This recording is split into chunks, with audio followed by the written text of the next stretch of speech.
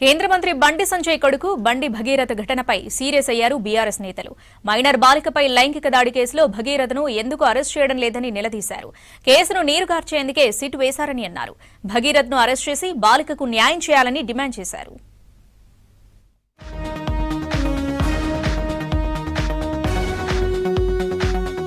రేపు పార్టీ నేతలతో కీలక సమావేశం నిర్వహించనున్నారు బీఆర్ఎస్ చీఫ్ మాజీ సీఎం కేసీఆర్. ఎర్రవెల్లి నివాసంలో పార్టీ వర్కింగ్ ప్రెసిడెంట్, ప్రధాన కార్యదర్శులు, మండలి, శాసనసభ పక్షాల ఉపనాయకులతో భేటీ కానున్నారు.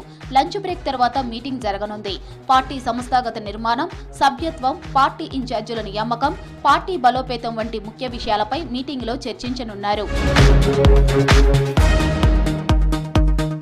రేవంత్ రెడ్డి అంటేనే అవినీతి కింగ్ అన్నారు మాజీ మంత్రి హరీష్ రావు. రేవంత్ కు దమ్ముంటే హ్యామ్ రోడ్ల టెండర్లను రద్దు చేయాలన్నారు.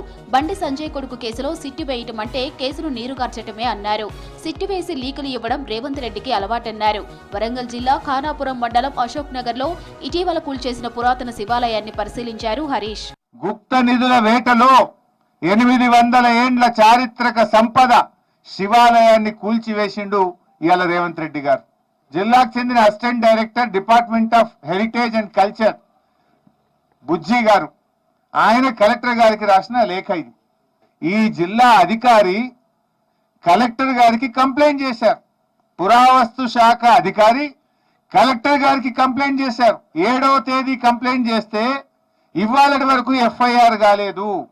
ఇవాళటి వరకు కలెక్టర్ గారు చర్యలు తీసుకోలేదంటే దీని వెనుక రాష్ట్ర ప్రభుత్వ పెద్దలు ఉన్నారు కనుకనే కలెక్టర్ గారికి ధైర్యం చాలతలేదు. రాష్ట్ర ప్రభుత్వం ఎలాంటి రాజకీయ పక్షపాతం లేకుండా వెంటనే బండి భగీరథను అరెస్ట్ చేసి మైనర్ బాలికకు న్యాయం చేయాలన్నారు కోరుట్ల ఎమ్మెల్యే డాక్టర్ సంజయ్. బండి సంజయ్ ను చూసే అతని కొడుకు భగీరథ ఇలా తయారయ్యాడని విమర్శించారు. బండి సంజయ్ కుల మతాల పేరుతో ప్రజలను తప్పుదోవ పట్టించే ప్రయత్నం చేస్తున్నాడన్నారు ఎమ్మెల్యే. మైనర్ బాలిక మీద ఎట్లాంటి ఆగత్యం జరిగినా కూడా, హనీ ట్రాప్ అయినా కూడా ఆ పిల్లోడి నిందితుడే. ఇంకా ఏమంటాడు ఈ హోంమంత్రి, ఇవాళ కేంద్ర హోంమంత్రి ఏమంటాడు?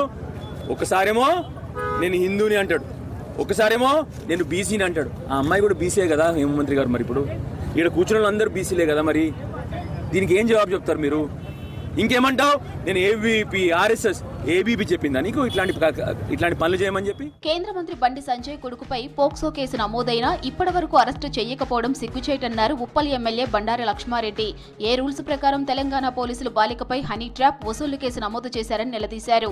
ప్రధాని మోదీ బేటీ బచావో కేవలం నినాదానికే పరిమితమా అని ప్రశ్నించారు ఎమ్మెల్యే.